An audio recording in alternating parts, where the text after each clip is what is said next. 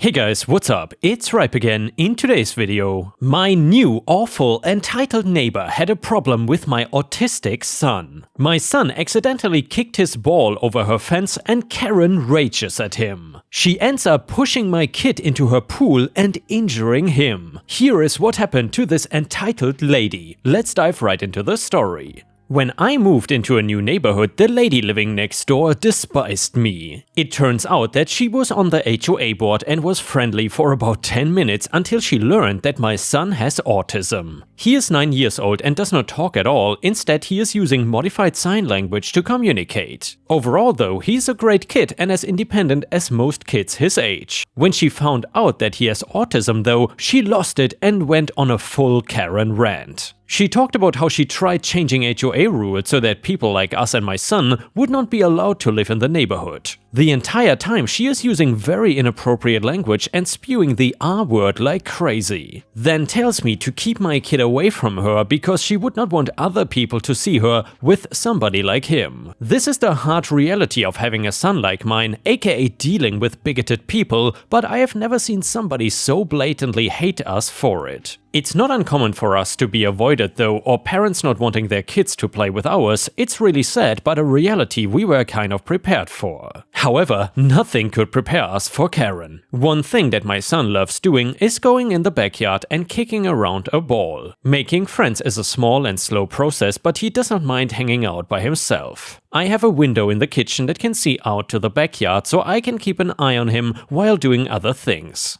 I don't want to hover because I want him to know that I trust him. If he needs help, he knows how to come in and get me, and if he gets hurt, I don't see it, I 100% would hear him screaming. However, there is a blind spot though where the bushes near the fence are that I cannot see from the window. Sometimes he kicks the ball over there and goes out of my view before running back. I was making dinner and not being concerned at all about him playing. He disappears into the blind area again, and I assumed that he kicked his ball into the bushes for the 10th time in as many minutes. This time though, he is not coming back as fast and I start to get concerned. I'm alone, so I have to turn off the stove and oven before running out back to see for myself. My son is not in the yard at all, but I can see he opened the fence's gate that separates my yard from the one of the angry Karen. I go over there and as I get closer, I can hear her voice getting louder and louder at my son. "Karen, I told you to get the hell off my property, you idiot." Or rather, she was using the R slur, but I'm not allowed to say that on YouTube. "I don't understand your waving, and I don't care." For anybody confused, he was probably trying to explain that he kicked the ball over the fence and was just trying to get it back. Also, her screaming scared him and he was basically frozen, unable to understand anything that she wanted. I was just about to go and pick him up when she got to him first. At this point, I was at the gate and she was on the other end of her yard with my son. They were near the pool and she pushed him right into her pool. My son cannot swim so well, so I was sprinting to dive in and get him out of the water. He was sobbing and his head had blood coming out of it. I wanted to scream my head off at Karen, but I did not want to scare my son further. It turns out that Karen called the police during that to say that the neighbor kid trespassed on her property and she wanted him arrested. The police arrived to me attempting to calm my son down and using my own shirt to mop up the blood with Karen just standing there. "Karen, it took you long enough. I want them arrested for trespassing onto my property." "Officer, ma'am, what are you two doing back here?" "Me, my son kicked the ball over the fence and went to get it back." Karen over here decided to start screaming and called him the R slur before pushing him into the pool. I think he cut his head on the way down. I got most of the bleeding to stop, but I want to take them to get it looked at. "Officer, can I ask him some questions?" Me, he is nonverbal and autistic. With how upset he is and how much he was getting yelled at, he probably won't be able to answer anything now. "Officer, so let me get this clear. You want a 9-year-old kid with autism arrested for trying to get his ball back? And his mother arrested for trying to come and get him off the property, which is what you wanted in the first place?" "Karen, yes. It is my land and they came onto it without permission." "Officer, to me this sounds like a misunderstanding and we don't arrest people for things like this. The only thing we are doing is getting an EMT down here to check out the boy and get him to the hospital. As for you, I have some questions about why you would push a kid into your pool." "Karen, I did not push him exactly. I just kind of walked towards him and he went in. It doesn't matter anyway because it is my house." Officer, if he is hurt, you are the liable party in that situation. And by the way, I can see right here at least 3 safety violations. The county requires when you have a backyard pool, you are not meant to have sharp rocks lining the edges, and I can clearly see a bloodstain from where he hit against one. At that point, I left with my son to get him checked out while Karen was trying to come up with some excuse of how she didn't actually do it. My son calmed down and luckily he did not need stitches. I explained to him carefully that if the ball goes outside of the backyard, he needs to come and get me next time. Honestly, I do blame myself for that because in the old house he would kick it over and get it from the neighbors all the time. We were very friendly with them and none of them minded my son. I knew he was feeling better because once we got home, he signed to me that he wanted to have some ice cream. It was late and dinner was half cooked and not happening. Having ice cream for dinner made him happy and pretty much forgot about the entire thing. My son never went through the gate again, and thankfully later on Karen got arrested, not just because I pressed charges against her for attacking my son, but the police also got a search warrant for an unrelated matter.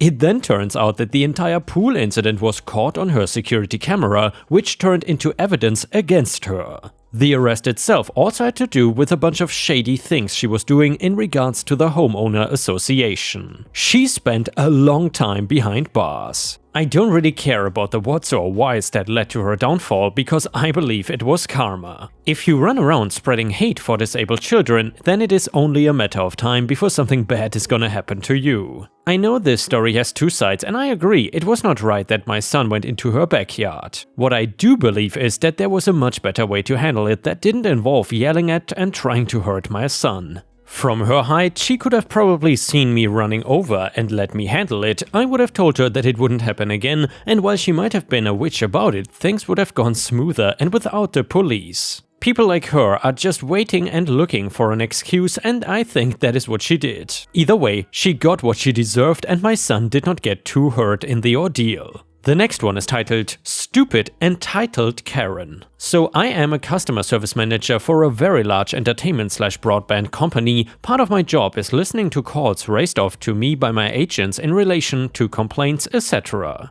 One of my agents had a customer on the line going mental about her daughter's phone and broadband services being restricted for not paying.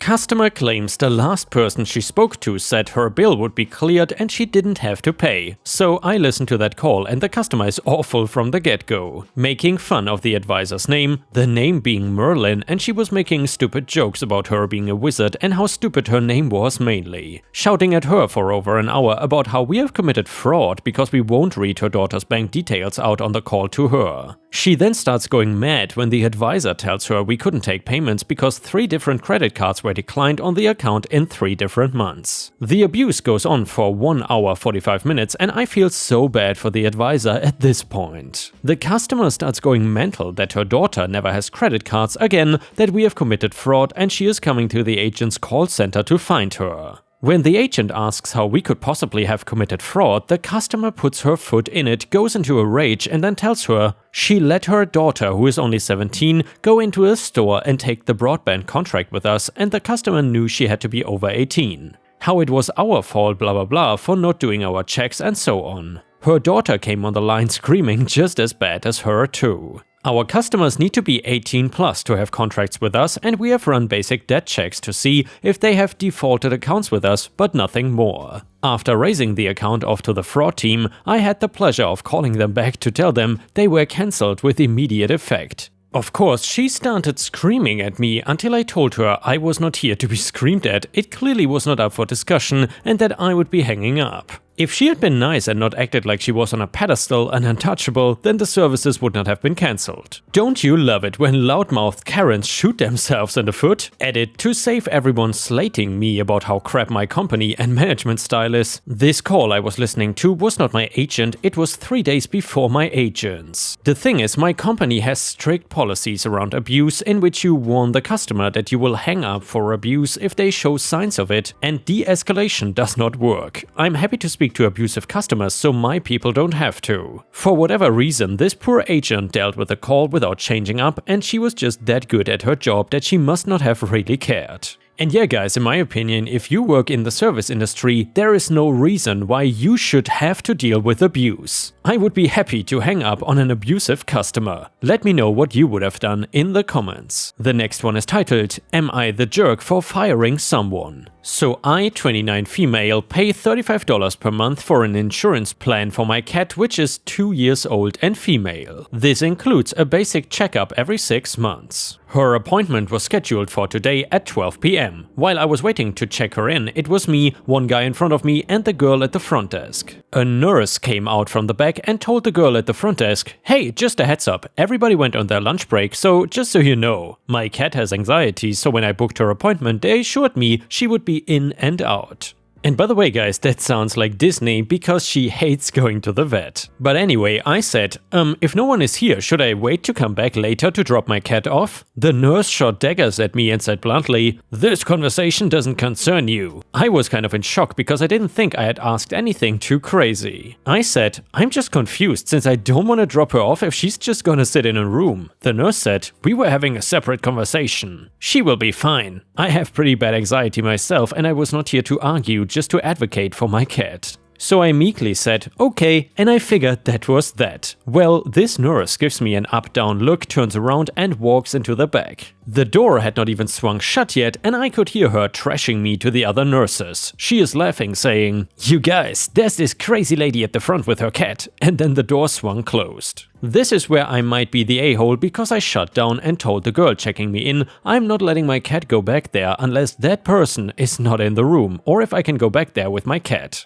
If she talks to me like that, how am I supposed to trust her to give the best care for my cat who cannot speak up for herself? I also said I wanted to make a complaint. I asked for a business card for a manager. The front desk girl gave me a card and I called the number. The front desk rang, she put it on hold and looked sheepish. I asked if this was the number for the manager or for the store and she admitted it was for the store. At this point my cat is howling in her carrier. We had driven all this way and she was so shaken up, so sunken cost fallacy, I said I would stay for the appointment if I could come in the room with her and make sure she was safe. The front desk girl finally admitted, "Well, no one is here, they are at lunch, so it would be at least an hour." So the nurse had been lying about my cat being taken care of all along. I didn't want to argue anymore, so I said I wanted to reschedule for a time I could be in the room. She booked me for next week then. Afterwards, I called my mom and she told me I definitely should not go back there, but I also shouldn't have threatened to make a complaint to the manager and be a Karen. So I am planning to call back this week and cancel my appointment and my insurance and take my business elsewhere.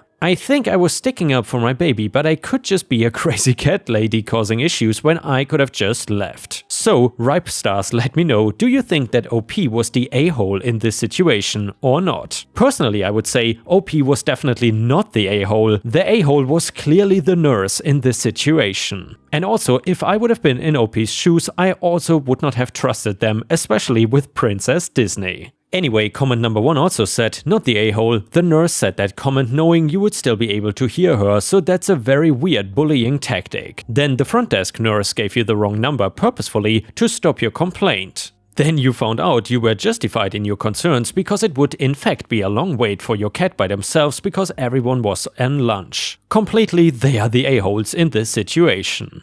Also, why would they have an appointment at 12 p.m. when the whole staff go on lunch? That's also bizarre. Comment number 2 also said, not the a-hole. I'd never go back there either. They dropped the ball several times. Number 1, agreeing to give your cat a quick appointment and not following through. Number 2, speaking rudely to you when you expressed your concerns. Number 3, giving you the wrong number to make a complaint. Plus, I've never heard of a store or service that lets all the workers take a break for an hour at the same time without closing. I would switch vets for that reason alone. Like, go ahead and shut down the store for an hour, but don't book appointments during your lunch break. That's just ridiculous, and I cannot believe the vet spoke so rudely to your very reasonable question, and the audacity to mock you for it. Seriously, they are major a-holes. And finally, I have a concern about what your mom said. I really hate that lately anyone who complains about anything is called a Karen. You are not a Karen. A Karen is someone who complains or yells at workers over petty things out of their control, like yelling at a cashier for not accepting an expired coupon. You wanted to talk to a manager to complain about one of their workers treating a customer rudely and then mocking them. That's completely justified. So please switch vets and don't think of yourself as a crazy cat lady. If anything, you were kinder than you should have been. And the next one is titled, Entitled Customer Gets What She Deserves. So I work part-time at a convenience store while going to college on my GI Bill. Really, it's just to keep me busy while I'm not in school or gaming. Well, recently 2 people had quit, so my part-time hours for the last couple of weeks have been full-time. Stretched between full-time school, full-time work and full-time gaming, my days have been much more stressful than normal, and today I got a Karen in line. Behind her is a regular customer who I've waited on a million times. I was ringing her up and she had too many items for our bag carousel, so I had to put some off to the side. So when she turned it to begin picking up her bags, some fell over onto the ground. I got to pick them up, but that's not enough for her. She demands that I give them to her for free, which I cannot because I dropped paper towels and napkins. I explain that I can since nothing broke, and she goes off on a tangent about how I was rude, threw her stuff on the ground, and this is why I am clerking in a store and don't have a real job. I look around and see no one else around besides my regular, so I lean in real close and go, "Hey lady, you're a witch, just so you know." She is flabbergasted, starts yelling and screaming for my manager, so I call him up. He listens and then asks me what happened. I tell him she began yelling, so I told her she was being rude and never called her a witch. My manager says he knows me personally and knows I would never do that. She points to the regular behind her and tells my manager that he heard it. The regular goes, "OP did not say anything like that. This lady is crazy." So my manager tells her that since her transaction is over, she has to leave. Karen is red in the face at this point and storms outside, saying she's gonna fix my ass. I watch her go outside to make sure she is not coming back with a gun or anything, but now she is screaming at her husband in her car. He comes in after a minute or so and apologizes to me and says that he knows how she can get and I should just ignore her. He apologizes for the trouble again and they leave. It's been the best day of my retail life. And probably just another normal day for this poor husband. Please post an F in the chat if you have empathy for this poor guy. And the next one is titled, I used the HOA to my advantage and screwed over an insane neighbor. So this started about a year and a half ago. I moved into a new house in a secluded upper middle class mountain neighborhood 25 minutes out from a major city. The house was a bit of a fixer-upper, so I had all sorts of things replaced, redone and built, including replacing the old water drainage pipe that relocated runoff water from my yard to the street drain in front of my house. Every house has these drains and it is super necessary to keep the properties from flooding. I joined the HOA for crap and giggles. It was mostly a bunch of older guys that got together to barbecue and talk about movies, but it was a good way to kind of learn all the neighborhood gossip. Now, about 2 months into my new home, my neighbor, who owns about every liquor shop in a 7-mile radius, decides that he too needs to do some renovations. Alright, no problem. I wake up one morning and I notice my entire yard is slightly flooded. There's about ½ an inch of water over my grass.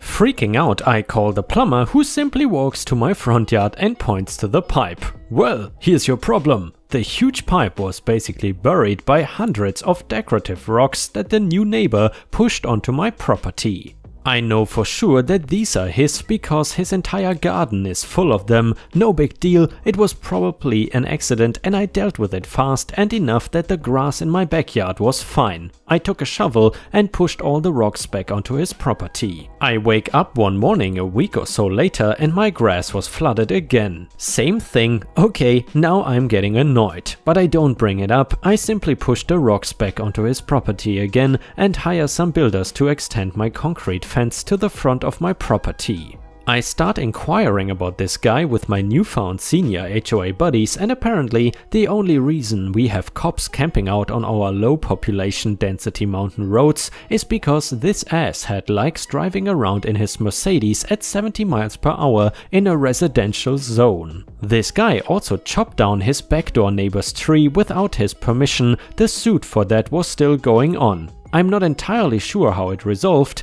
2 weeks later, 2 inches of water, it's nearly made it into my living room. Absolutely livid, I storm out the front door and discover a giant decorative boulder smashed against a drainage pipe along with what looked like 2 Home Depot-sized bags of decorative rocks. Anyways, at this point I had made my way up to the vice president of the HOA, and by this time I also learned that there are tons of HOA regulations that we've had in place for years that no one really enforces or cares about. After a week of calculating fines, we concluded there were $25 $200 and $13 $300 offenses on his property. The ones I remember from the top of my head are 1. Keeping cars on the street times 2, keeping a caravan on the street 1 time, and non-approved house colors times 2. In addition, there was non-approved exterior renovations times 6, poor maintenance of property times 4. We gave him his 30-day fix-it notice and got a few nasty emails in return.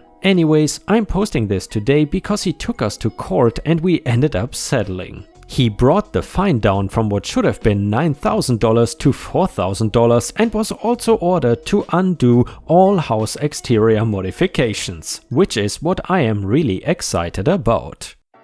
And guys, with this we have reached the end of the video. Thank you so much for watching. However, if you cannot get enough of my content, then please feel free to check out my Patreon over at patreon.com/ripeyoutube or join my YouTube membership program by clicking the join button to get access to even more exclusive videos. Thank you so much for your support and I will see you again tomorrow.